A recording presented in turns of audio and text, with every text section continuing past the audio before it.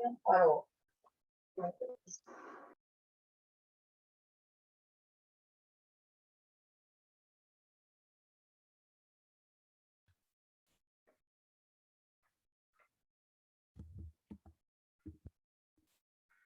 잘 들리시죠?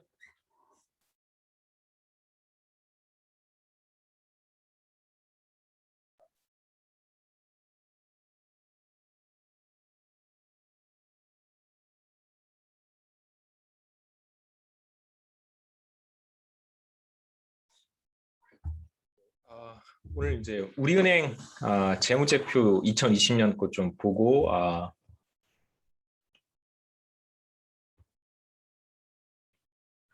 25장 넘어가도록 하겠습니다. 지난 시간에 제가 무슨 얘기를 잠깐 했었냐면 이제 우리은행의 재무제표 자산 중에서 가장 큰 비중을 차지하는 것이 대출채권이라고 했고요. 그 다음에 이제 부채 가운데서 가장 높은 비중을 차지하는 게 이제 예수부채라고 했습니다. 대출채권은 기본적으로 뭐 가계, 기업, 뭐 기타 금융기관들 대출, 론을 발행한 것이고요. 그 다음에 이제 예수부채는 이제 기본적으로 예금 포함하고 디파짓입니다. 예금을 포함하고 있고요. 그래서 은행의 이제 부채와 자산 항목을 이렇게 정리해 볼 수 있고, 부채 총계가 335조 원, 그 다음에 자산 총계는 358조 원입니다. 그럼 이제 이 값이 같지 않은데요. 이 값을 이제 같게 만들어주기 위해서 shareholders equity라고 하는 항목이 하나 들어가는데 자본이라고 부릅니다. 그래서 약 한 23조 원. 이게 이제 은행의 자기 자본이라고 할 수 있죠. 자, 은행의 자기 자본입니다.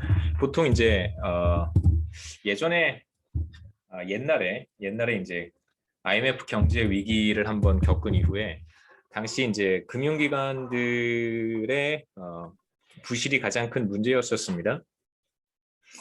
당시 이제 어떤 문제들이 주로 발생했는지, 그 다음에 2007년, 8년, 9년, 2008년, 9년에 있었던 이제 글로벌 금융 위기 과정에서도 어떤 그 경로를 통해서 금융 위기가 증폭이 되었는지 간단하게 한번 밸런스 시트를 통해서 얘기해 볼 수 있는데, 우선 뭐 금융 위기는 사실상 광범위하게 발생할 경우에 금융기관들뿐만 아니라 경제 전체에 상당히 심각한 타격을 미치게 되는데, 그 이유가 이제 대출 채권 쪽에서 발생하는 위험 때문에 그렇습니다. 보시면 이제 대출 채권의 경우에는 누군가에게 이제 은행이 돈을 빌려준 거란 말이에요. 가게든 뭐 주택담보대출의 형태이든 뭐 기업의 뭐 투자 목적이든 간에 누군가에게 이제 빌려준 돈이에요. 만약에 뭐 여러 가지 이유로 인해서 회수하지 못하는 이제 채권이 발생할 수 있겠죠. 그거 보통 우리가 부실 채권이라고 얘기합니다. 회수하지 못하는 채권이 발생할 수 있는데 지금 2020년 기준으로 보면 우리은행이 286조 원의 대출 채권을 발행을 했단 말이에요. 기타 금융자산도 포함되어 있지만 만약에 이 가운데 한 1조 원 정도의 손실이 발생한다면 1조 원이니까 1000이겠죠. 1조 원 정도의 손실이 발생한다면 이제 자산 총계가 정확히 그만큼 줄어들 거예요. 부실 채권의 크기만큼 줄어들겠죠.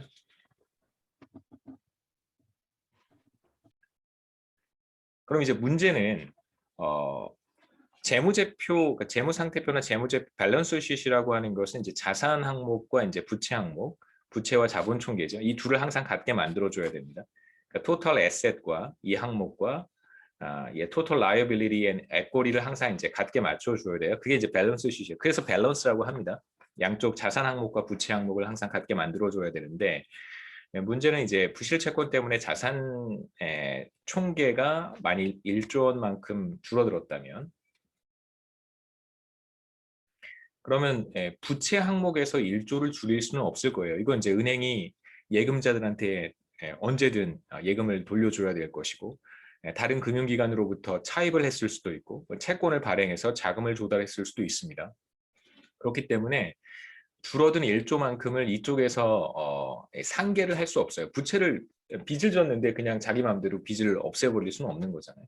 그래서 부채를 건드릴 수는 없고 우리은행 같은 경우에 이제 자본을 정확히 1조만큼 상계를 합니다. 여기서 1조를 상계하는 거예요. 여기서 자본이라고 하면 뭐 주주들의 자본이라고 할 수 있겠죠. 1조만큼을 상계를 합니다. 그래서 이제 항상 자산 총계와 부채 및 자본 총계를 갖게 만들어 주는데 대출 채권에서 손실이 발생할 경우에 그 손실을 이제 어떻게 전가하냐면 바로 이 자본 항목에서 상계하는 방식으로 그 손실을 보전을 합니다. 그게 이제 은행 부문에서 취하는 전통적인 액션이고요. 이제 문제는 뭐냐면 부실 채권의 규모가 굉장히 크다면 대출 채권 286조 원 가운데 만일 이거의 10%에 해당하는 한 28조 원 정도가 날아가 버렸다면 주택담보대출을 받은 사람들이 뭐 부동산 시장이 폭락해서 뭐 당연히 이제 주택담보대출 원금을 상환하지 못하는 사태가 벌어졌을 것이고 그러면 주택을 담보로 해서 대출을 해준 것이니까 금융기관이 이제 주택을 압류를 하겠죠. 압류를 한 다음에 부동산 시장에 이제 경매를 통해서 그 부동산을 처분하려고 할 텐데 부동산 시장에 엄청난 충격이 발생하면 부동산 가격이 크게 폭락할 것이고 그럼 금융기관은 부동산 가치 대출 채권의 금액과 이제 부동산의 가치를 비교해야 될 텐데 부동산의 가치가 빌려준 돈보다 더 낮다면 당연히 손실이 발생할 수밖에 없겠죠. 그걸 이제 언더워러라는 표현을 써서 이야기를 합니다. 빌려준 돈보다 집을 팔아서 회수할 수 있는 채권의 크기가 더 작은 경우에 집이 물에 잠겼다는 표현을 쓰는 거예요. 만약에 여기에 30조 정도의 손실이 발생한다면 어떻게 될까? 대출 채권에서의 손실이 발생했습니다. 누군가에게 빌려줬는데 우리은행이 그 돈을 이제 받지 못하는 것이죠. 30조만큼.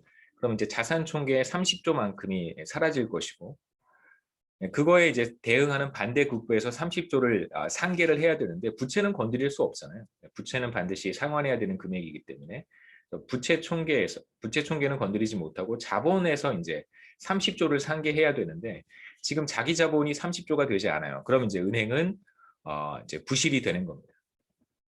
이게 이제 은행 부실이에요. 그래서 IMF 경제 위기가 뭐 아시아 금융 위기죠. 20여 년쯤 전에 이제 한국의 시중은행들이 이러한 사태에 직면했었습니다. 대출 채권을 회수하지 못하는 문제가 굉장히 컸었고 당시에는 이제 자기 자본을 충분히 확충하지 못하는 은행들이 많았기 때문에 그래서 이 자기 자본 여기서의 손실을 자기 자본으로 메이크업해야 되는데 자기 자본이 충분하지 못했었습니다. 그래서 이제 은행들이 도산을 한 것이고 은행 부실로 이어졌고 부실화된 여러 은행들을 다시 묶어서 뭐 예를 들면 조흥은행이라는 은행도 있었고 뭐 한일은행이라는 은행도 몇 개 은행이 있었습니다. 그 은행들이 이제 합병이 되어서 우리은행이라고 하는 새로운 은행이 이제 탄생한 것이죠. 그때 당시 이제 정부의 공적 자금이 많이 투입이 됐었어요. 자본이 없으니까. 그래서 상당히 많은 지분을 아직도 이제 우리은행, KB 이런 은행은 이제 국가 주도로 부실했던 은행들 다시 살아난 은행이기 때문에 상당히 많은 지분을 국가가 가지고 있습니다. 그 다음에 이제 글로벌 금융위기 비교적 가까운 10년 전으로 거슬러 올라가 보면 당시도 상황은 비슷했었어요. 부동산 시장 문제가 심각하게 발생하면서 뭐 나중에 26장에 가서 제가 글로벌 금융위기를 정리해서 다시 한번 말씀드리겠지만 뭐 우리가 26장까지 커버할 수 있으면 그 대출 채권의 경우에 이제 크게 손실이 발생을 했습니다. 마찬가지 방식으로. 근데 이제 IMF 경제 위기와 같이 이제 자본이 충분하지 못해서 여러 금융기관들이 동시다발적으로 이제 붕괴되는 현상이 발생한 것이죠. 그 다음에 한번 이런 이야기를 들어봤을 것 같은데 BIS 비율이라는 게 있는데요. 그 BIS 비율이라는 게 이제 은행의 건전성을 확보하기 위해서, 다시 말하면 대출 채권의 손실이 발생했을 때, 부실 채권이 발생했을 때 이걸 자기 자본으로 어느 정도 상계를 할 수 있어야 되잖아요. 그렇지 못하면 이제 은행이 부실화되는 거니까 그걸 이제 미연에 막기 위해서 충분한 자기 자본을 확충하도록 하는 일종의 이제 규제는 아니고요. 이제 이게 이제 한국에서는 규제가 됐지만 권고 사항입니다. BIS 비율은. 은행의 자기 자본 비율을 몇 %로, 이게 이제 대충 이렇게 해서 계산하시면 돼요. 대출 채권 286조 원의 대략 8% 정도에 해당하는, 그러니까 대출 채권의 8% 정도를 반드시 자기 자본으로 확충해야 된다라고 하는 것이 이제 BIS 비율입니다. 8%를 권장하고요. 대체로 이제 8%보다 더 많이 자기 자본을 확충하고 있는 국내 은행은 없습니다. 대충 이제 자본 조달 비용이 또 크기 때문에 그렇게 많은 자본을 확보하고 있는 것 같진 않아요. 여기까지가 이제 은행의 재무제표, 재무상태표에 대한 이야기고, 금융위기라든가 충격이 어떤 식으로 이제 증폭이 되거나 전이가 될 수 있는지 은행의 밸런스 시트를 통해서 우리가 이야기해 볼 수 있습니다. 밸런스 시트죠. 그 다음에 이제 재무제표에서도 간단하게 우리가 확인했지만, 은행이 이제 하는 주요 은행이 많은 일을 할 거예요. 저도 이제 그 시중은행에서 일해본 경험은 없기 때문에 시중은행에서 도대체 무슨 일을 하는지는 저도 확실히 알지는 못합니다. 고객의 입장에만 있어봤기 때문에. 하지만 이제 경제학의 관점에서 보면 은행이 수행하는 중요한 그 역할이 있는데요. 경제 주체로서 중요한 역할이 있는데 세 가지를 한번 생각해 보겠습니다. 첫 번째는 금융중개기관으로서 세 가지 역할을 수행하는데, 첫 번째는 이윤을 창출할 수 있는 투자 기회를 발굴한다는 측면에서 중요한 기능을 수행합니다.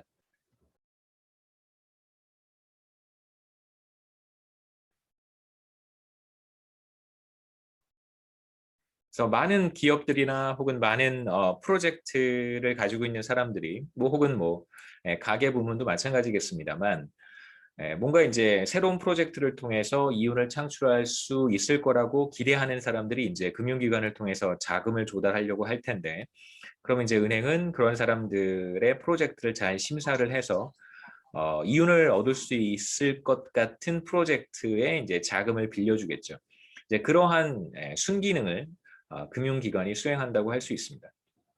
두 번째는 앞서 이제 재무제표에서 우리가 봤듯이, 다시 한번 돌아가 보겠습니다. 보시면 가장 큰 비중을 차지하는 것이 부채에서는 예수부채고요. 그 다음에 자산에서는 대출채권인데, 이건 무슨 말이냐면 고객으로부터 예금을 받아서, 그 예금이라고 하는 것은 고객들이 언제든 그 인출할 수 있는 거잖아요. 원하면 언제든 인출할 수 있는.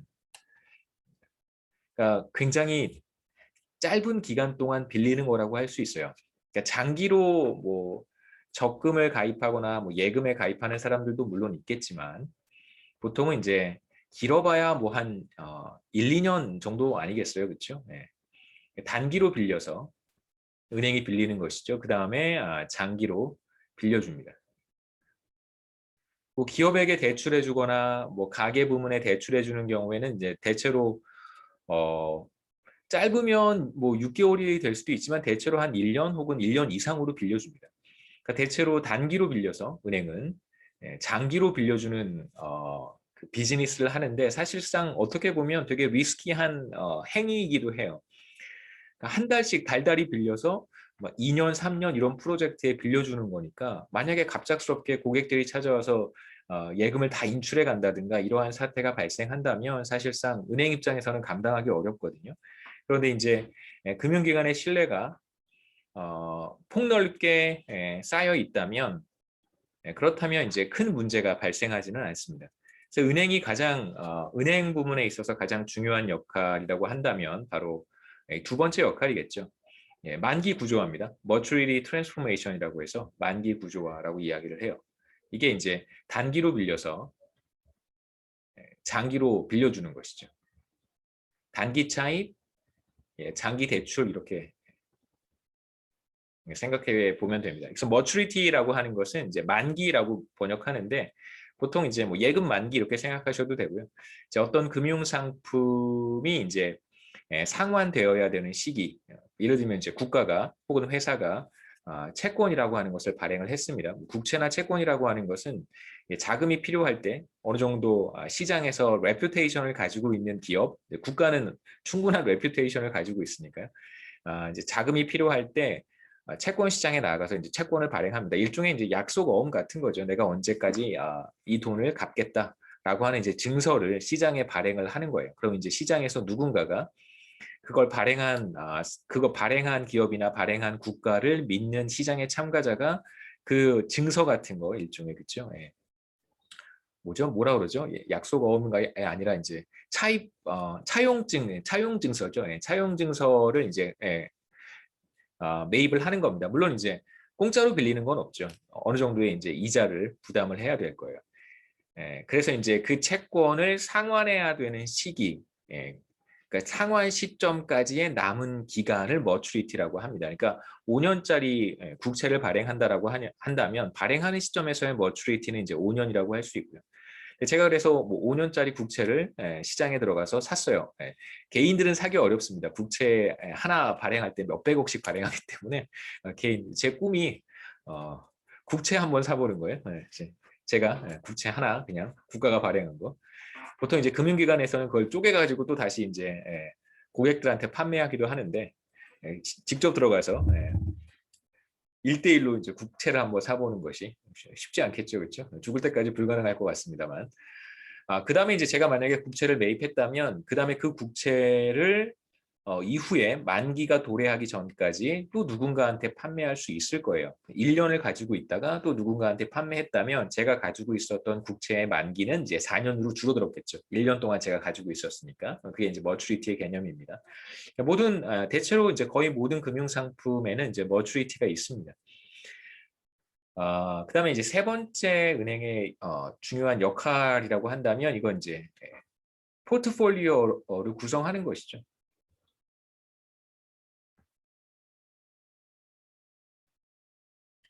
다시 한번 재무제표로 돌아가 보겠습니다. 우리은행의 재무제표를 보시면 하나 더 가죠. 재무제표를 보시면 이제 뭐 부채는 내버려 두고요. 자산 항목에서 자신이 가지고 있는 모든 자산을 대출 채권의 형태로만 가지고 있는 건 아니에요. 그러니까 예금을 받았습니다. 혹은 뭐 은행채를 발행한다든가 자본을 조달을 해서 우리 은행이 이걸 다 이제 누군가한테 빌려주는 건 아니에요. 다양한 형태로 투자를 합니다. 투자 자산, 투자 부동산, 자산이라든가 혹은 이제 부동산을 매입하기도 하고요. 뭐 유형, 무형 형태, 유형 자산, 무형 자산의 형태로 투자하기도 하고 주식에 투자하기도 하죠. 유가증권은 이제 주식이라고 생각하시면 되고 그다음에 이제 그 이외에 다양한 금융 자산에 투자하기도 하고 그다음에 이제 반드시 법에 정해져 있는데 다음 장에서 제가 법정 지준금에 대한 이야기를 하긴 할 텐데요. 시중은행은 반드시 예금의 일정 퍼센트를 일정 비율을 반드시 중앙은행에 예치를 해두거나 혹은 이제 현금의 형태로 갑작스럽게 누군가 와서 고객들이 인출할 수 있으니까 현금의 형태를 이제 보유하고 있어야 돼요. 그래서 어떤 건 리스크가 굉장히 높은 자산이 될 수도 있지만 또 어떤 거는 되게 안정적인 형태의 금융자산으로 보유하기도 합니다. 뭐 달러를 가지고 있을 수도 있고요. 우리은행이 혹은 뭐 미국 국채를 보유하고 있을 수도 있습니다. 그래서 위험 분산을 금융기관들이 수행을 하는 것이죠. 위험 분산.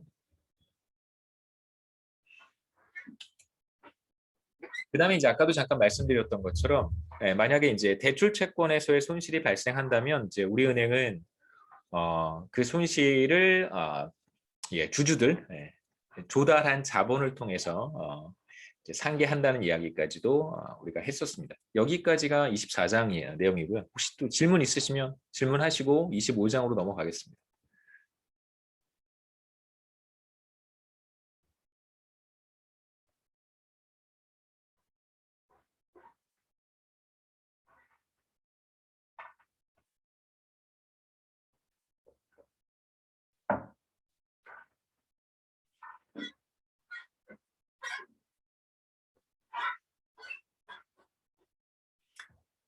예, 25장은 머니터리 시스템, 뭐 중앙은행의 역할 중심으로 해서 이제 뭐 통화 체계라고 우리가 보통 번역할 수 있는데요.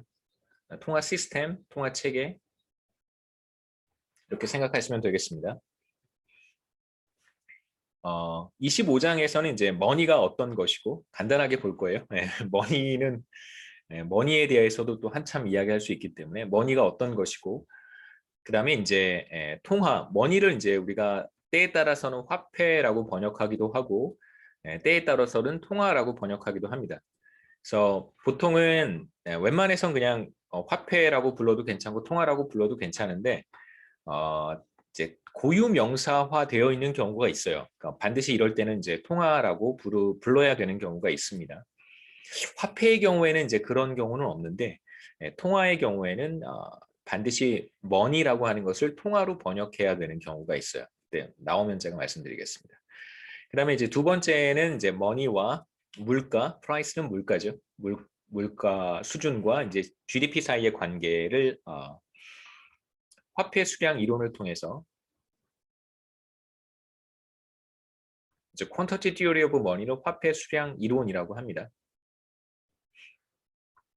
네, 세 번째 가서는 이제 인플레이션에 대한 얘기 간단하게 하고 네 번째는 이건 사실은 미국에 대한 이야기여서 Federal Reserve는 이제 연방 준비 제도라고 보통 우리가 부르는데요.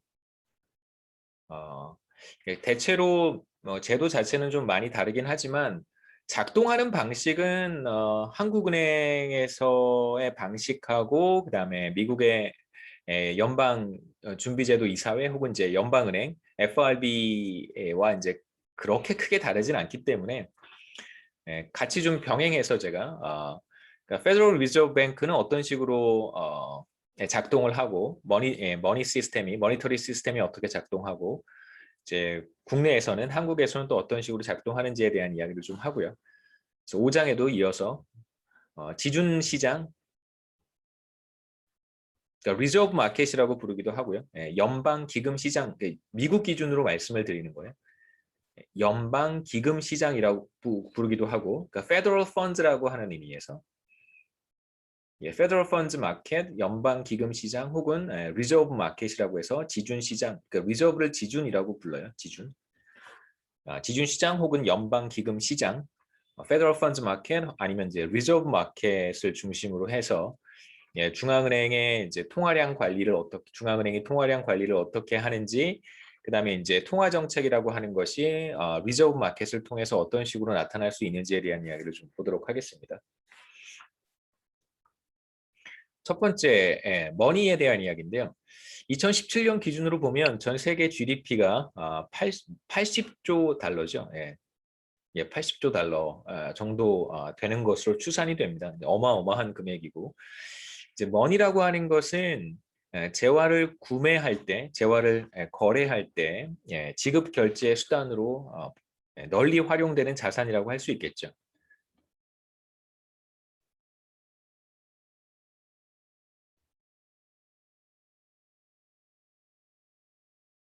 자산이라고 볼 수 있습니다.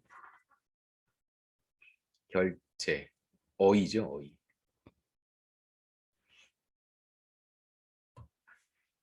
머니의 머니의 기능을 이제 세 가지로 우리가 구분해서 보는데요. 머니는 화폐, 여기서 이제 보통 화폐라고 번역하는 것이 좋습니다. 이제 화폐의 세 가지, 통화의 세 가지 기능이라고 보통 이제 이야기하지 않고 화폐의 세 가지 기능이라고 이야기를 합니다. 세 가지 기능은 뭐가 있냐면 첫 번째가 교환의 매개 수단이고요. Medium of Exchange는 교환의 매개. 그 다음에 이제 Storage of Value라고 해서 가치의 저장 수단이고요. 매개 수단, 가치의 저장 수단. 그다음에 세 번째는 회계의 단위로도 사용됩니다. 그래서 이제 좋은 화폐가 되기 위해서 가져야 되는 세 가지 조건이라고 우리가 이야기할 수도 있고요. 보편적으로 이제 화폐가 수행하는 기능이라고 할 수 있어요. 그래서 어떤 자산이 화폐로서 사용되기 어렵다고 한다면 예를 들어 비트코인 같은 것이 머니와 같이 사용되기 어렵다고 한다면 이 세 가지의 기능 중에 무엇인가 하나가 그러니까 삐걱대기 때문에 그럴 수 있다고 생각하시면 되겠죠. 대체로 이제 우리가 사용하는 대부분의 화폐는 이 세 가지 기능을 모두 다 가지고 있습니다. 첫 번째, 교환의 매개 수단은 뭐 당연히 다 알고 계시겠죠. 예. 거래를 할 때 이제 지급 결제 수단으로 사용하는 것이고요.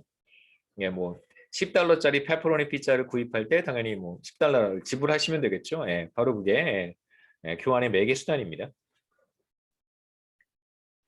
두 번째는 이제 가치의 저장 수단인데 실제로 우리가 사용하는 이제 종이돈, 종이돈이 그 자체가 가치가 있는 것은 아니고 그걸 만약에 뭐 그러니까 돈이기 때문에 가치가 있는 것이지 동전 같은 거 생각해 보시면 동전 같은 거 생각해 보겠습니다.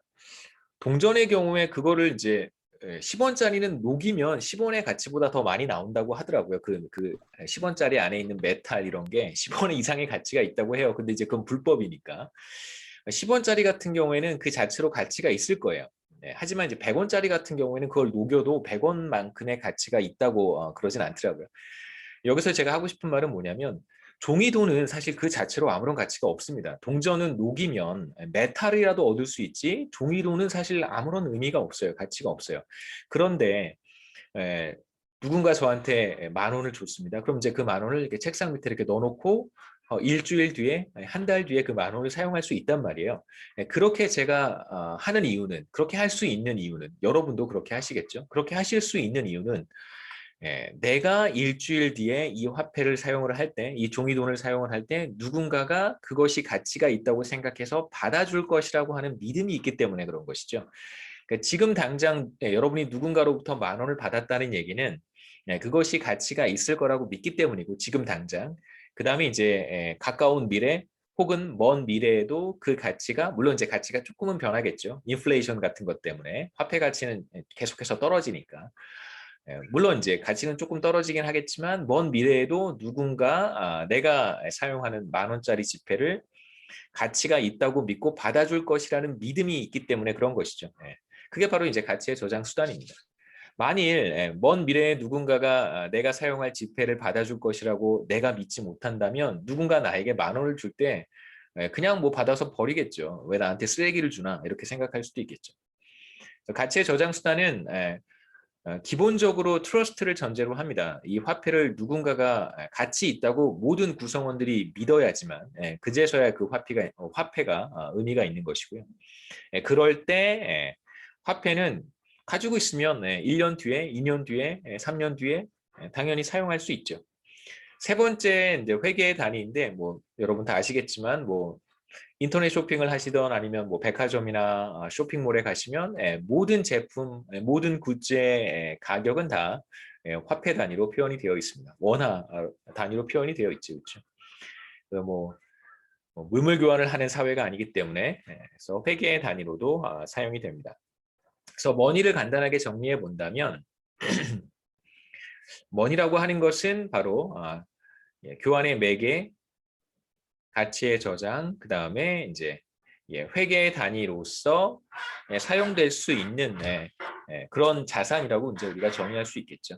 그래서 이러한 기능들을 동시에 잘 수행할 수 있다면 우리가 일상생활에서 수행하는 다양한 이제 뭐 거래들이 훨씬 더 용이하게 이루어질 수 있을 것이다라고 얘기할 수 있습니다. 그래서 안 그래도 저기 어제 이제 전 이제 밤에 주로 주식을 하는 건 아닌데 밤에 CNBC 뉴스를 많이 보는데요. 밤 한 10시, 11시부터 이제 그때 보통 채널을 돌리면 미국 주식 시장이 이제 개장할 때니까 그럼 이제 어제 같은 경우에는 어떤 사람이 나와서 인터뷰를 했는데요. 어떤 사람이냐면 비트코인 관련해서 이제 책을 쓴 사람이에요. 뭐 Promise of Bitcoin인가 이런 책을 썼다고 그러더라고요. 그래서 그 사람이 나와서 잠깐 인터뷰를 했는데 앞으로 비트코인이 최근에 많이 떨어졌다가 다시 또 상승하고 있고 막 그러잖아요. 그래서 앞으로 비트코인이 어떻게 될 것이냐 뭐 이런 얘기를 종종 했는데 주로 했는데 그러니까 이제 그 사람의 시각 제가 지금 말씀드리고 싶은 게 이 화폐의 세 가지 기능 관점에서 보면 그 사람이 했던 얘기 중에 하나가 뭐냐면 트랜잭션에는 사용되기 어렵지 않겠는가 이런 이야기를 주로 했고 미디엄 오브 익스체인지의 기능을 비트코인에서 찾기는 어려울 것 같다. 두 번째 이야기는 이제 가치의 저장 수단, 그러니까 파이낸셜 에셋으로 비트코인을 보는 것이 좋겠다. 뭐 이런 얘기를 했습니다. 그래서 뭐 비트코인이 나온 지 한 12년쯤 됐다고 해요. 12년쯤 됐는데 그 비교적 긴 기간은 아니다. 뭐 아마존도 뭐 그 12년쯤 되었을 때 어땠느냐 뭐 이런 뭐 여러 가지 얘기를 좀 하더라고요. 뭐 그런 뭐 관심 있으시면 찾아보시고요. 전 별로 네. 화폐 유형 types of money인데요. 어떤 화폐들이 있는지 보도록 하겠습니다. 뭐 옛날부터 화폐는 존재했었고 주로 뭐 금이라든가 금화, 은화를 사용했었죠. 그다음에 뭐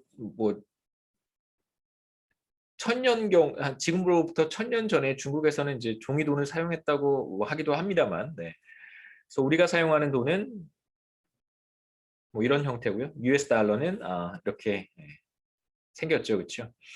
예전에는 그 브레튼 우즈 체제가 작동하고 있을 때는 이제 그런 일도 있었습니다. 옛날이죠.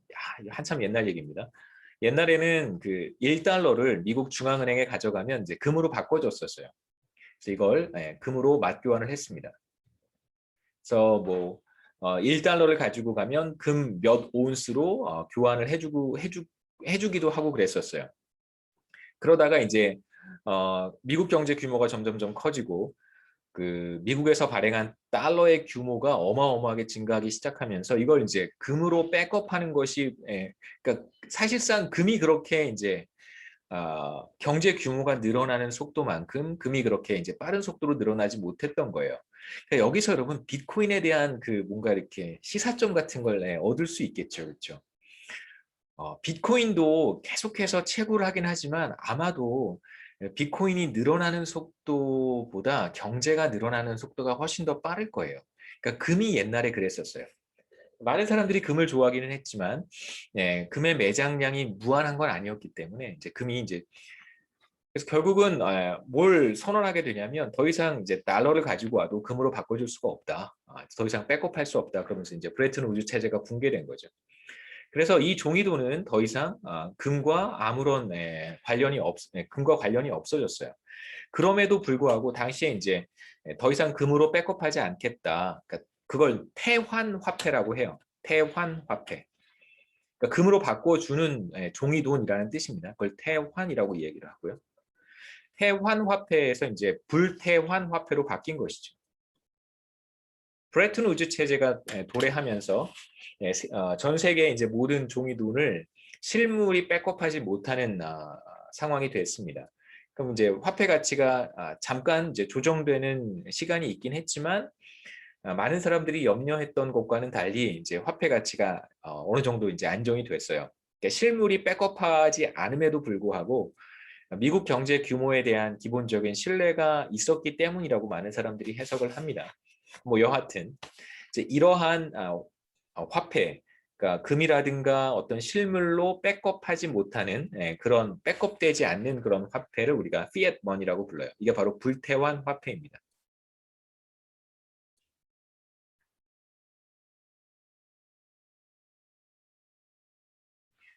그래서 금이나 은과 같은 실제 이런 그 상품 같은 것들에 의해서 예 뭐죠?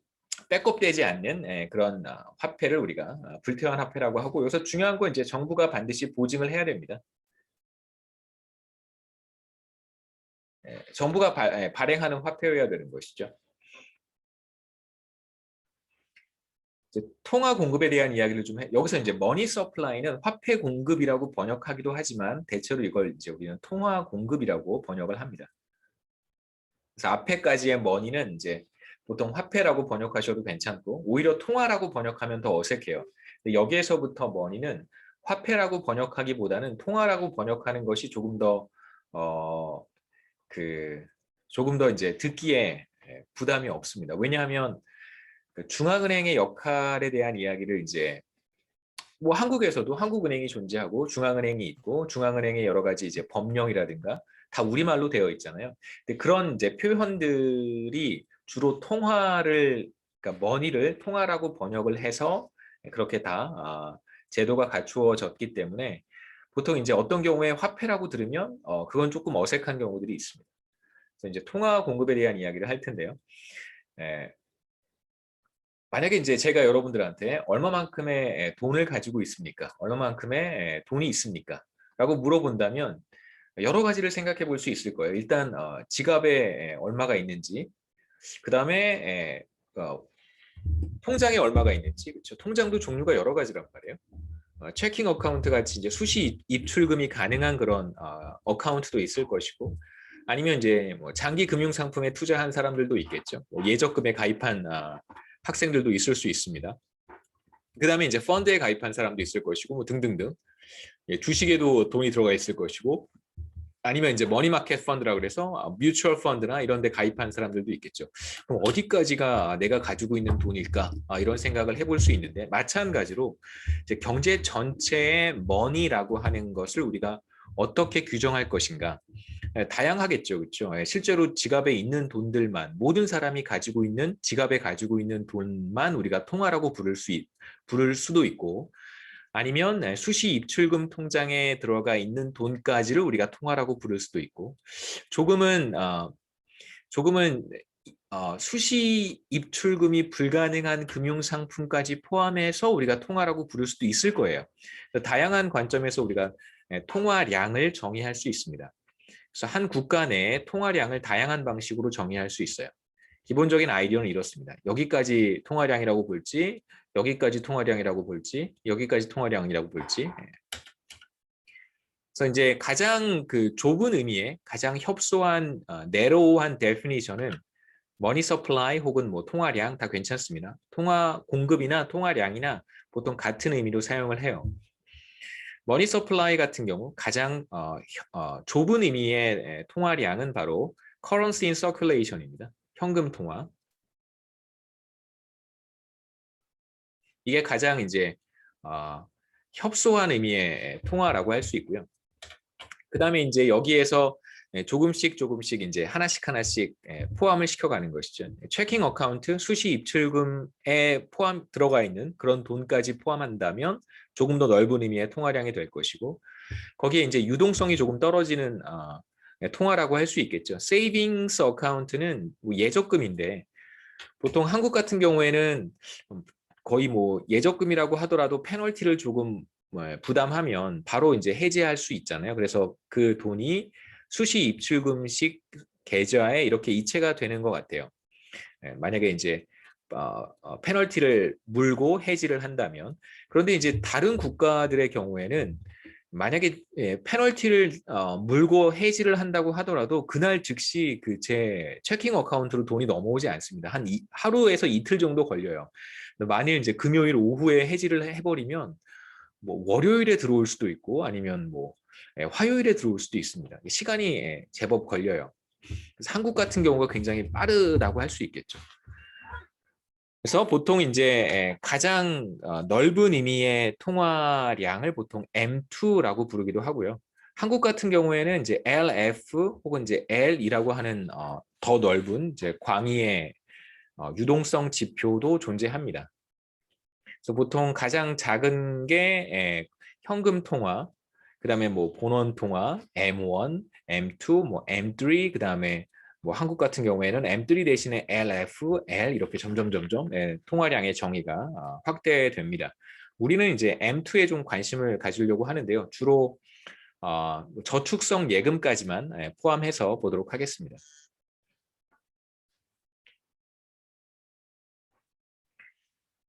이건 이제 2001년부터 2021년까지 한국의 통화량, 여러 이제 통화량 지표를 제가 그림으로 정리한 건데요.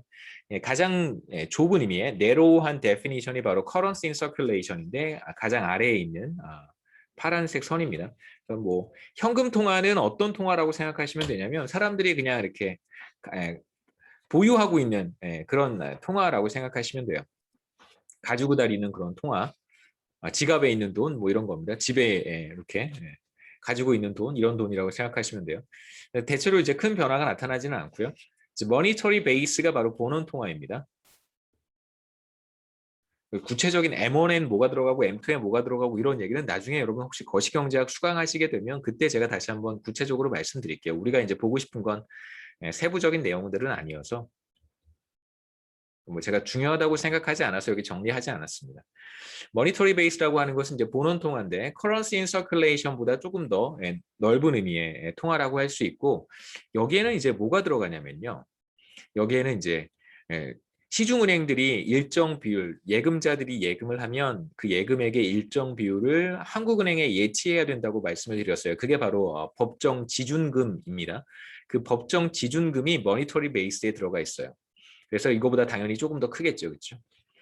그다음에 이제 초록색이 M1, 그거보다 조금 더 넓은 의미의 이제 통화량이 이제 M2라고 할 수 있는데 보시면 뭐 2000년대 초부터 조금 빠른 속도로 늘어났고요. M2 같은 경우에는 뭐 최근에 팬데믹 상황 시작하면서 M1 같은 경우에는 이전 증가 추세보다는 조금 더 가파르게 늘어나고 있다는 걸 이제 우리가 확인할 수 있습니다.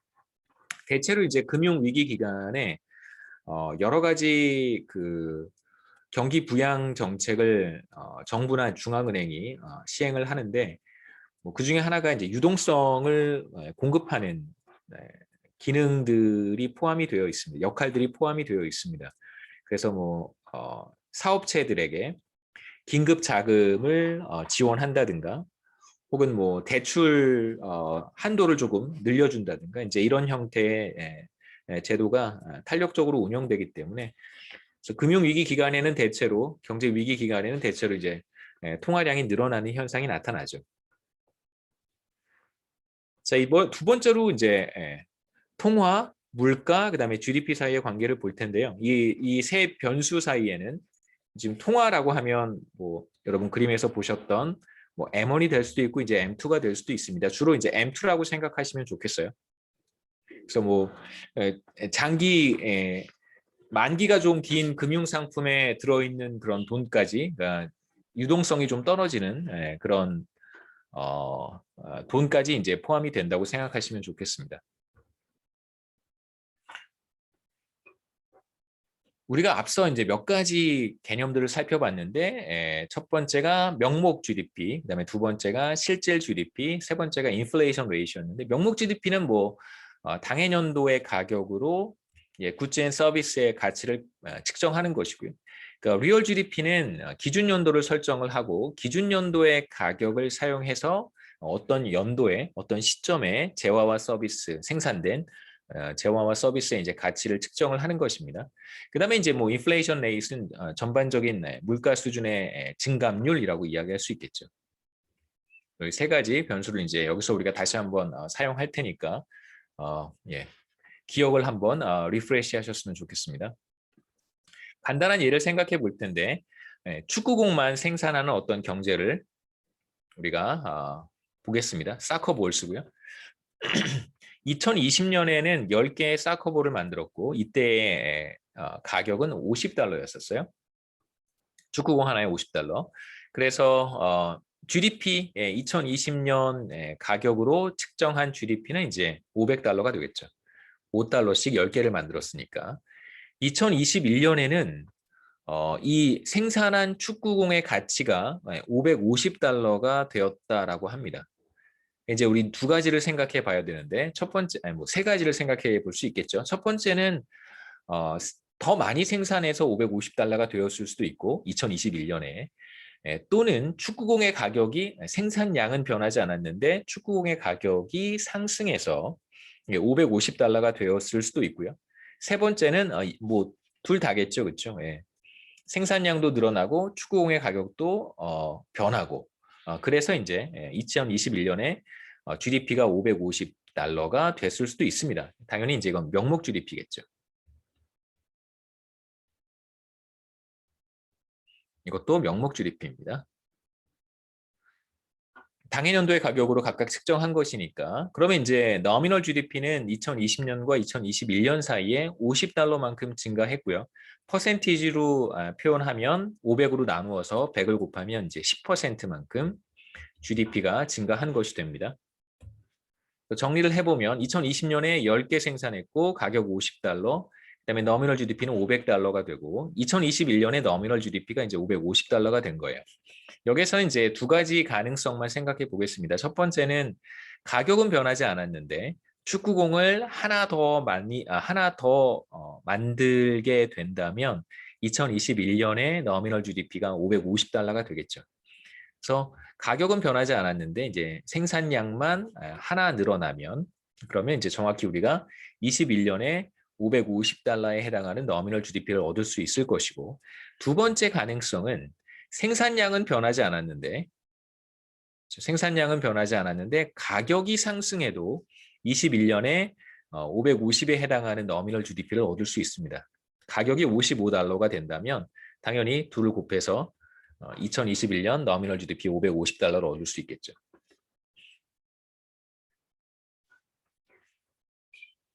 첫 번째 케이스는 가격은 변하지 않고 생산량만 변했을 때 이야기예요. 자, 이 경우에 너미널 GDP는 50달러, 10%만큼 증가했는데 리얼 GDP는 어떨까? 그러니까 가격은 변하지 않았습니다. 우리가 기준 연도를 베이스 이어를 2020년이라고 한번 해보죠. 2020년이 베이스 이어라는 얘기는 2020년에 가격을 사용하겠다라는 뜻입니다. 그러면 2021년에 11개를 생산했고요. 그럼 2021년에 리얼 GDP는 기준 연도의 가격을 사용을 해서 생산량을 평가하면 되니까 이 경우에 리얼 GDP는 이제 550달러가 되겠죠. 근데 뭐 가격이 변하지 않았으니까 그냥 11개 곱하기 50 하면 됩니다. 그래서 이 경우에는 리얼 GDP가 500달러에서 죄송합니다. 500달러에서 550달러로 정확히 50달러만큼 늘어났고 리얼 GDP가 10% 증가했다 이렇게 얘기할 수 있겠죠. 그 다음에 두 번째 케이스는 뭐였었냐면 생산량은 변하지 않았는데 가격이 50달러에서 55달러로 상승한 경우예요. 마찬가지로 2020년에 리얼 GDP를 계산하면 이게 기준 연도니까 이 가격만 사용하면 됩니다. 그래서 10개 곱하기 50달러 하면 500달러가 되고 그 다음에 21년에 리얼 GDP는 2020년 가격을 사용하면 되니까 이렇게 곱하면 되겠죠. 10개 곱하기 2020년 가격 하면 이제 500달러가 돼요. 자, 이 경우에는 리얼 GDP가 당연히 똑같겠죠. 네. 2020년에 기준 연도의 가격을 사용하고 생산량은 변하지 않았으니까 당연히 리얼 GDP도 변하지 않습니다. 너미널 GDP는 10% 늘어났는데 이 경우에 리얼 GDP는 0% 늘어난 셈이 되는 것이죠. 하지만 여기에서 이제 우리가 주목해 봐야 되는 것은 가격은 이제 50달러에서 5달러만큼 상승했으니까 가격이 10% 증가한 거예요. 가격은 10% 상승했고 너미널 GDP가 10% 상승했습니다. 그래서 여기에서 우리가 생각할 수 있는 것은 너미널 GDP가 10% 상승한 이유는 리얼 GDP는 변하지 않고 가격만 10% 상승했기 때문이다라고 얘기할 수 있겠죠. 다시 돌아가 보겠습니다. 앞 페이지로. 여기에서 너미널 GDP가 10% 늘어난 까닭은 리얼 GDP가 10% 늘어났기 때문에 너미널 GDP가 10% 늘어난 것이다 라고 얘기할 수 있겠죠. 대신 가격 증가율은 0%입니다. 그러니까 생산량이 늘어났다는 것은 결국 가격은 일정한데 생산량이 늘어났다고 하는 것이 바로 리얼 GDP가 늘어났다는 뜻이잖아요. 그렇기 때문에 너미널 GDP가 10% 늘어났다는 것은 가격이 상승해서 그랬을 수도 있고 리얼 GDP가 증가해서 그럴 수도 있습니다. 첫 번째 케이스는 너미널 GDP의 10% 증가는 모두 다 리얼 GDP의 증가에서 온 것이고 두 번째 케이스 너미널 GDP의 10% 증가는 모두 다 가격의 상승에서 비롯된 것이다 라고 얘기할 수 있겠죠. 그래서 간단하게 이렇게 정리해 볼 수 있습니다. 첫 번째 케이스는 이건 이제 그 생산량 Q만 늘어나는 경우고요. 두 번째 케이스는 가격만 상승하는 경우였었어요. 두 경우 모두 너미널 GDP는 10% 늘어났고 첫 번째 케이스는 가격은 변하지 않고 리얼 GDP만 10% 늘어났습니다. 두 번째 케이스는 리얼 GDP는 변하지 않고 가격만 10% 상승한 것이죠. 그래서 이걸 이제 제가 아까 말씀드렸던 것처럼 이렇게 정리해 볼 수 있겠죠. 이 둘을 더한 거예요. 그래서 너미널 GDP의 10% 증가라고 하는 것의 일부는 리얼 GDP의 증가에서 오고, 그다음에 나머지 일부는 가격 증가율, 증감률에서 오는 것이다. 바로 growth rate of prices가 뭐냐면 이게 물가 수준의 증감률이잖아요. 이게 바로 인플레이션 레이트입니다. 사실 이제 인플레이션이라고 하는 것은 소비자 물가 지수를 기반으로 해서 측정하는 것이기 때문에 사실 여기에 바로 적용하는 것은 좀 그렇죠. 여기서의 프라이스는 바로 GDP 디플레이터라고 하는 거예요.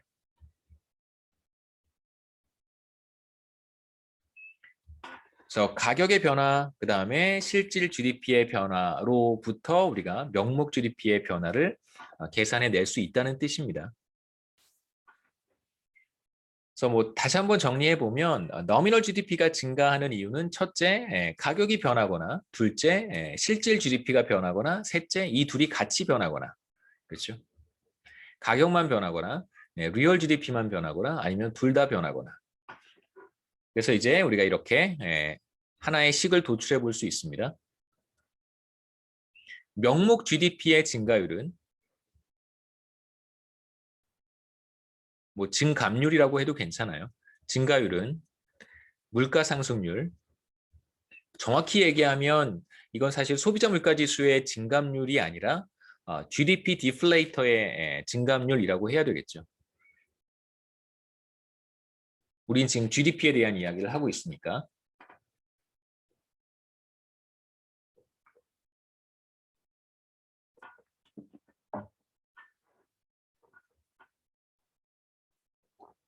그 다음에 세 번째가 바로 실질 GDP의 증가율입니다.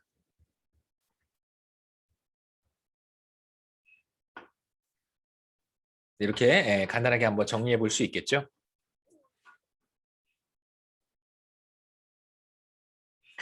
퀀터티 티오리 오브 머니, 화폐 수량 이론에 대한 이야기를 간단하게 하고, 우리가 지금 앞서 살펴봤던 명목 GDP의 증가율은 인플레이션 더하기 인플레이션율 더하기 실질 GDP의 증가율이다라고 하는 것과 이제 두 개를 한번 결합해 보겠습니다. 화폐 수량 이론이고, 화폐 수량 이론에 대해서도 굉장히 많은 이야기들이 있는데 여기서는 그냥 간단하게만 보겠습니다. 화폐 수량 이론이라고 하는 것은 뭐냐면 GDP와 통화 지표, 통화량 사이의 이제 이 비율이에요. 명목 GDP를 통화량으로 나누었습니다. 여기서 제가 사용한 통화 지표는 비교적 조금 그 범위가 넓은 통화 지표인 M2를 사용을 했고요. 이 둘의 비율이 일정하다라고 하는 게 화폐 수량 이론이에요. 일정하다. 이 비율이 변하지 않고 일정하다는 거예요. 그게 바로 화폐 수량 이론의 화폐 수량 이론 여러 가지가 있는데요. 많은 메시지들이 있는데 여기에서 이제 우리가 그 중에 중요한 거 하나만 이렇게 뽑아 본다면 이제 그게 그 다음에 이제 이 명목 GDP를 통화량으로 나눈 것을 뭐라고 부르냐면 여기 강의 노트에는 없는데요. 그냥 뭐 참고로 알아두시면 좋겠습니다. 제가 물어보지도 않을 거예요. 이걸 이제 우리가 보통 뭐라고 부르냐면 화폐 유통 속도라고 불러요.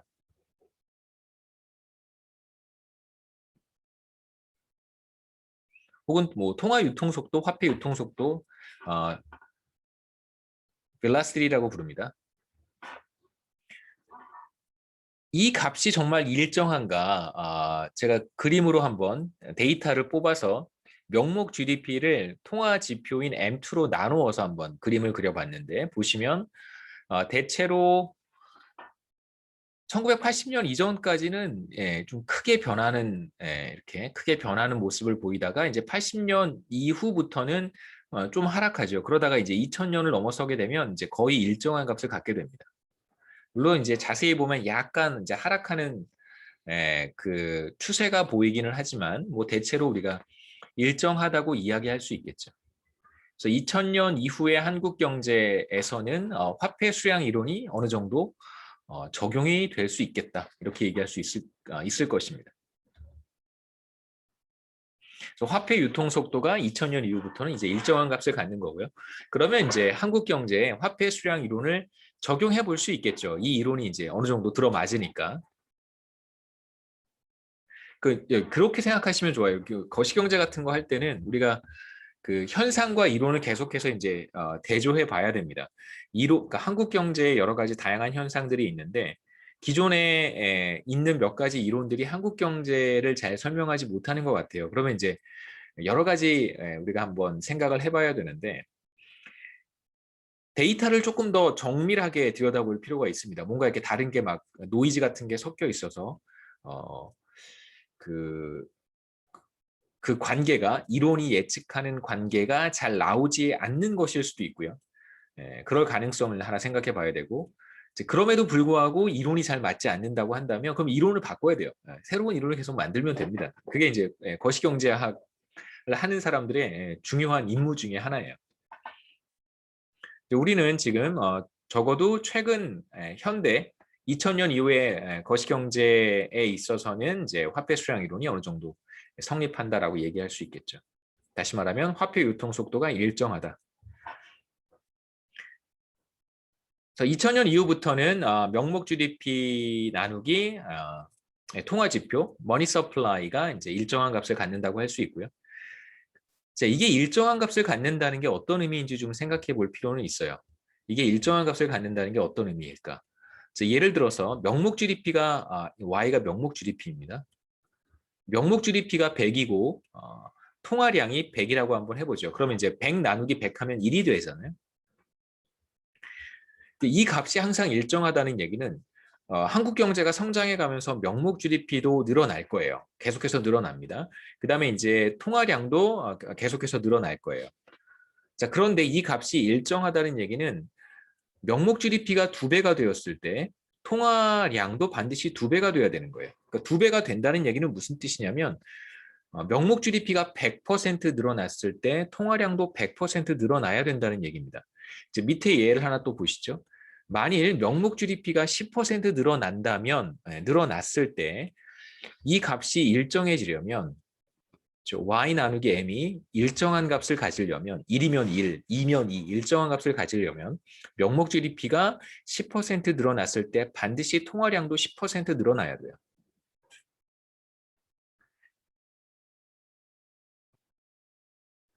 그래서 y가 10% 늘어났다면 0.1만큼 1.1을 곱해야 되죠. 1.1만큼 곱했다면 반드시 통화량도 10%만큼 늘어나야 돼요. 그래서 1.1을 곱해줘야 돼요.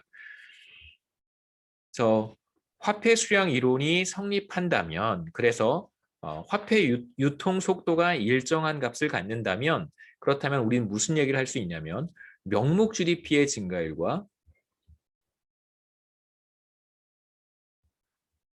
통화량의 증가율이 같다는 얘기를 할 수 있는 거예요. 그러니까 명목 GDP 나누기 통화량이 항상 일정한 값을 가지려면 분모가 2배가 될 때 당연히 분자도 2배가 돼야 되겠죠. 그 말은 분자의 증가율과 분모의 증가율이 같다는 뜻입니다.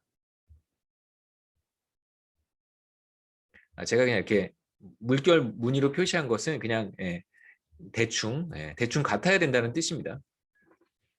정확히 현실 경제에서 정확히 같을 수 없잖아요. 여러분 그림에서 보시는 것처럼 이거 약간 감소하는데 제가 이걸 등호로 표시하면 거짓말 같으니까. 이제 대충 명목 GDP의 증가율과 통화량의 증가율은 이제 거의 같아야 합니다. 자, 정리 한번 해보죠. 우리가 두 가지 사실을 확인했는데 첫 번째는 명목 GDP의 증가율은 인플레이션 레이트 더하기 이게 첫 번째 봤던 거죠. 실질 GDP의 증가율과 같고 두 번째 우리가 화폐 수량 이론으로부터 얻을 수 있었던 결론은 무엇이냐면 통화량의 증가율과 명목 GDP의 증가율이 같아야 된다는 거예요.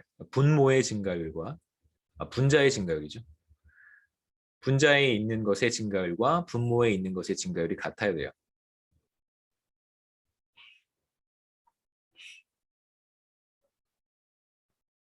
그렇겠죠? 자, 이 둘을 이제 간단하게 결합하면 됩니다. 그래서 어떻게 결합하냐면 첫 번째 식에서 명목 GDP의 증가율 대신에 여기 이제 통화량의 증가율 넣어주는 거예요. 이렇게. 왜냐하면 통화량의 증가율과 명목 GDP의 증가율이 같을 테니까 화폐 수량 이론에 따르면 그래서 우리가 얻을 수 있는 최종적인 식은 바로 이겁니다. 눈에 잘 안 들어오면 이제 기호를 사용할 수도 있어요. 저는 보통 이런 기호를 많이 사용합니다. Growth Rate of Money니까 이제 GM이라고 쓰고요. 그 다음에 이제 Inflation Rate은 보통 파이로 표현을 해요. 물가 상승률. 그 다음에 실질 GDP의 증가율을 이제 G small y라고 쓰겠습니다. 그래서 통화량의 증가율은 뭐와 같아지냐면 물가 상승률 더하기 실질 GDP의 증가율과 같다. 근데 지금 이러한 그 뭐랄까요? 우리가 지금 얻은 이 관계식은 이제 단기에 성립한다기보다는 이제 장기에 성립하는 관계식이라고 생각하셨으면 좋겠습니다.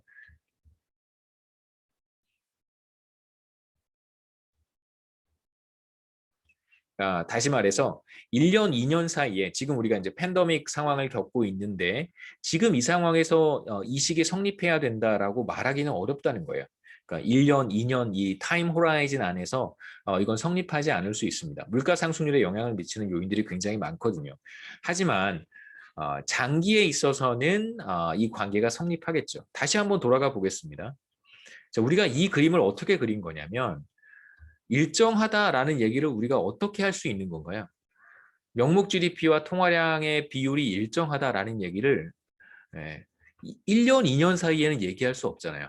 무슨 뜻이냐면 제가 하고 싶은 얘기가 이 기간 안에서 이게 일정한가 혹은 이 기간 안에서 이게 일정한가라고 물어봤을 때 그렇게 대답하기 참 어렵다는 거죠. 보시면 이 구간에서도 화폐 유통 속도가 크게 이제 변하는 이쪽 구간에서도요. 여기 이렇게 잘라서 보면 일정하단 말이에요. 여기서 보면은 이제 화폐 유통 속도가 일정한 값을 가져요. 그럼 이게 일정한 거냐라고 말하기는 어렵다는 거예요. 대체로 화폐 수량 이론이 성립하는가 성립하지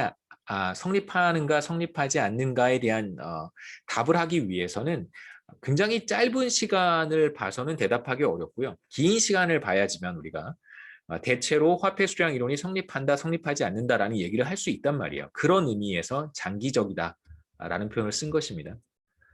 지난 20년 동안에는 대체로 화폐 수량 이론이 성립한단 말이에요. 그렇다면 우리가 이런 얘기를 할 때 통화량의 증가율은 물가 상승률 더하기 실질 GDP의 증가율이다. 보통 실질 GDP의 증가율을 경제 성장률이라고 이야기하죠.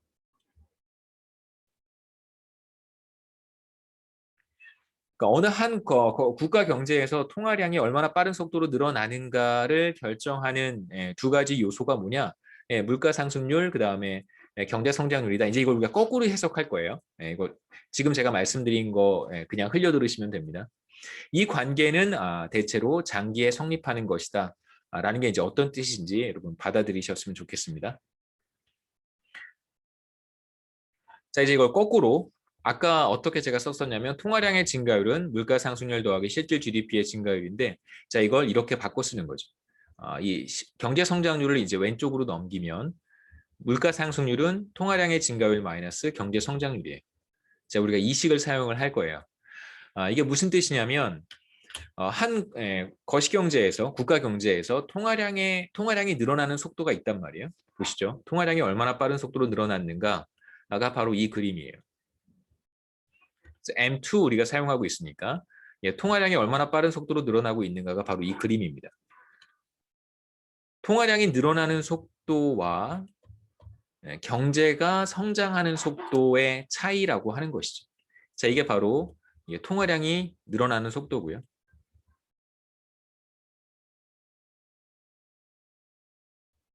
그 다음에 이제 이게 경제가 성장하는 속도겠죠. 그렇다면 물가 상승률을 결정하는 요인이 무엇이냐? 이건 이제 단기의 이야기가 아니에요. 뭐 1년, 2년 사이에 나타나는 현상이 아니라 비교적 장기에 걸쳐서 5년, 10년, 20년에 걸쳐서 한 국가 경제의 물가 상승률을 결정하는 요인이 무엇이냐라고 한다면 통화량이 늘어나는 속도와 경제 성장률에 의해서 물가 상승률이 결정이 된다 이렇게 얘기할 수 있습니다. 이걸 이제 조금 더 정확히 얘기하면 통화량이 늘어나는 속도보다 경제 성장률이 더 죄송합니다. 경제 성장률보다 통화량이 늘어나는 속도가 더 빠르다면 그럼 이제 물가 상승률은 상승하겠죠. 장기에. 그래서 물가 상승률은 장기적 관계라고 생각하시면 됩니다. 대충 10년에서 20년 이상. 자, 이 사이에는 바로 통화량의 증가율과 경제 성장률 사이의 차이에 의해서 물가 상승률이 결정이 된다.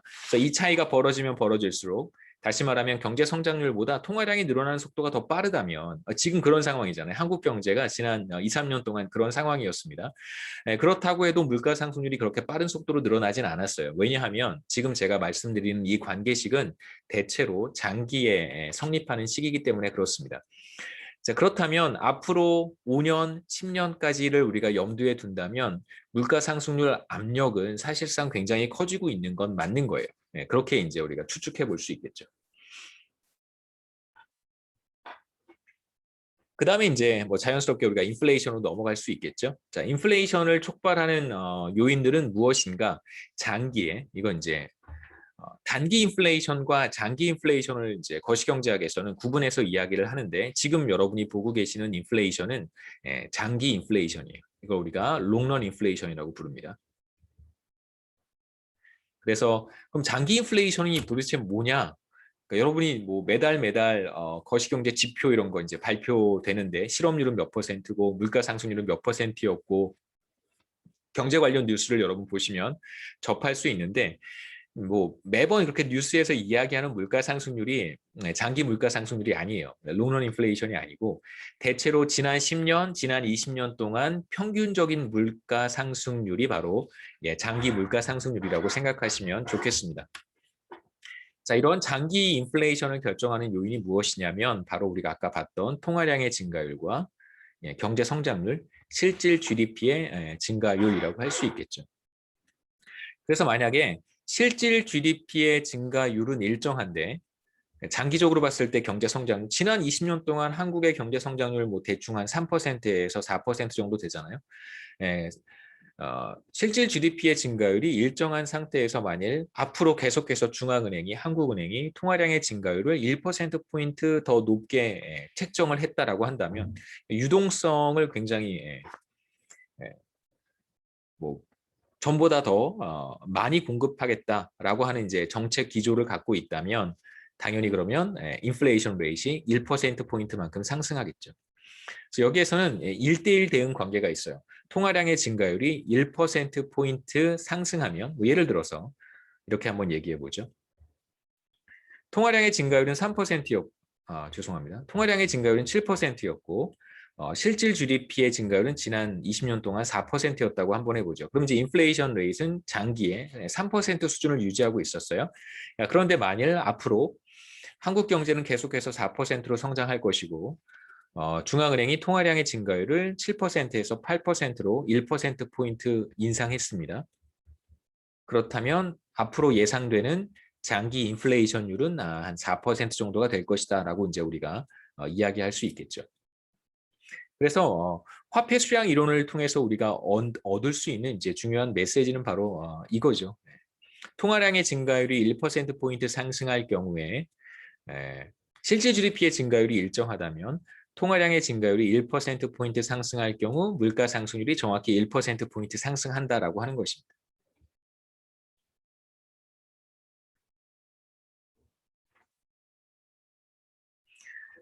과연 그런가? 화폐 수량 이론이 실제로 성립하는가? 교과서에 있는 그 그림을 제가 가지고 왔는데요. 그림 두 개만 보고 오늘 강의를 마치면 될 것 같습니다. 세로축의 변수가 물가 상승률이고요. 파이는 GM 마이너스 실질 GDP의 증가율, 경제 성장률이잖아요.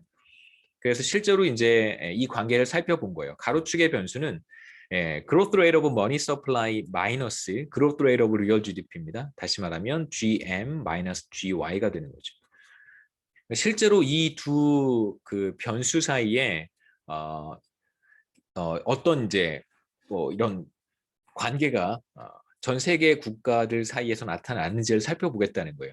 실제로 국가들 이렇게 한번 그림을 그려봤더니 대체로 이 값이 높은 국가에서 이 값도 높다는 사실을 확인할 수 있었고, 더 중요한 것은 45도 라인에 기울기가 1인 직선이죠. 그렇죠?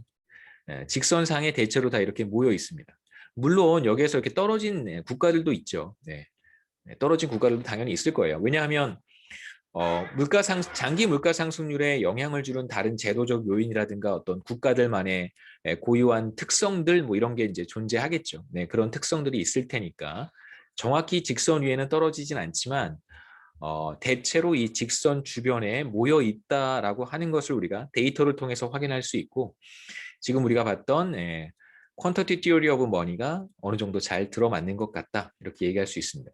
그다음에 이제 제가 그려본 그림은 가로축의 변수가 GM이고요. 여기서 이제 실질 GDP의 증가율을 빼지는 않았었어요. 그다음에 이쪽이 인플레이션 레이시예요. 파이. 둘 다 이제 뭐 로그를 취했는데 크게 뭐 의미를 둘 필요는 없습니다. 그래서 통화 증가율과 물가 상승률 사이의 관계를 한번 그려봤는데, 그러니까 퀀터티 티오리 오브 머니 같은 경우에는 통화량의 증가율이 1%포인트 상승할 경우에 물가 상승률이 1%포인트 상승해야 되잖아요. 그러니까 이걸 이제 이렇게 해석해 보는 거예요.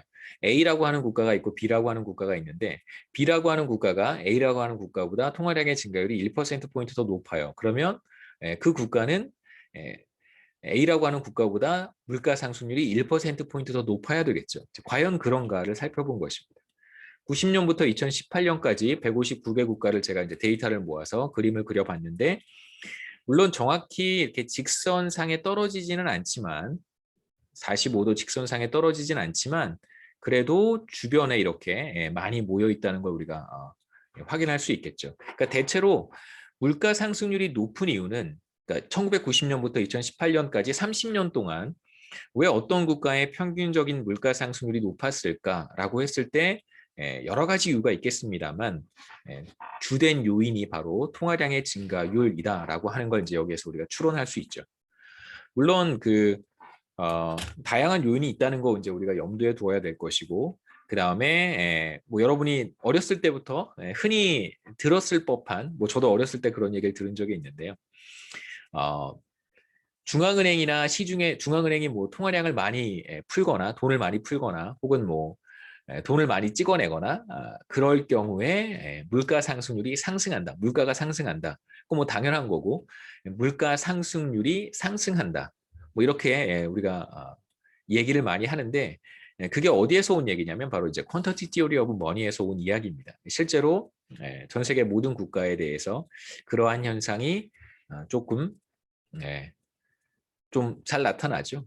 그렇게 얘기할 수 있습니다. 여기까지 하면 좋을 것 같고요.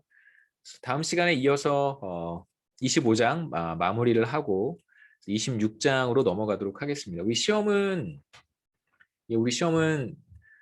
많이 남지 않았어요. 다음 주 목요일입니다. 그래서 시험 범위는 제 생각엔 다음 시간까지가 좋을 것 같아요. 그러니까 뭐 6월 1일 강의까지 포함하면 여러분 좀 부담스러울 것 같아서 27일 내일 모레 목요일 강의까지가 이제 기말 시험 범위로 했으면 좋겠고요. 그 다음에 이제 말씀드렸듯이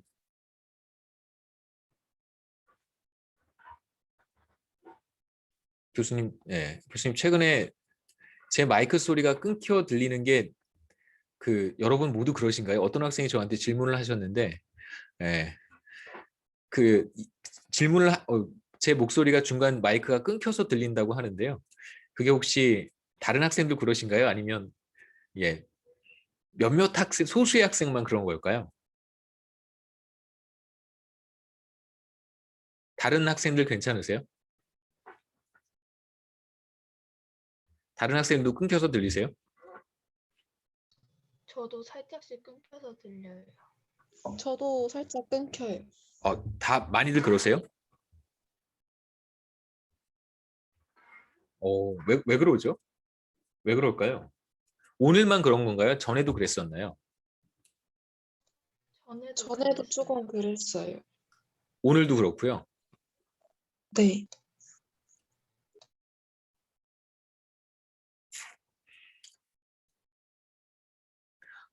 아, 거시경제학도 그래요? 진작에 알려주시지. 그러면 그러면 그 줌을 안 했을 수도 있을 것 같아요. 그러면 예. 좀 죄송하네요. 만약에 줌의 그런 문제, 그러니까 줌 때문에 그런 거라면 줌 때문에 그런 거라면 사실 줌을 안 하는 게 제 생각에 더 좋잖아요. 그렇죠? 예. 네. 그럼 남은 시간은 그냥 줌으로 그냥 그 녹화 강의로 할까요? 예, 어떻게 생각하세요? 자꾸 끊겨서 들리면 예, 그거 어떻게 들어요?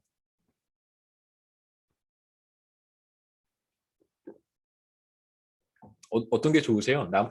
우리 1시간, 3시간 남았는데 그러니까 뭐 세 번째 시간은 제가 녹화 강의로 할 거고요. 내일 모레랑 다음 주 어떻게 할까요?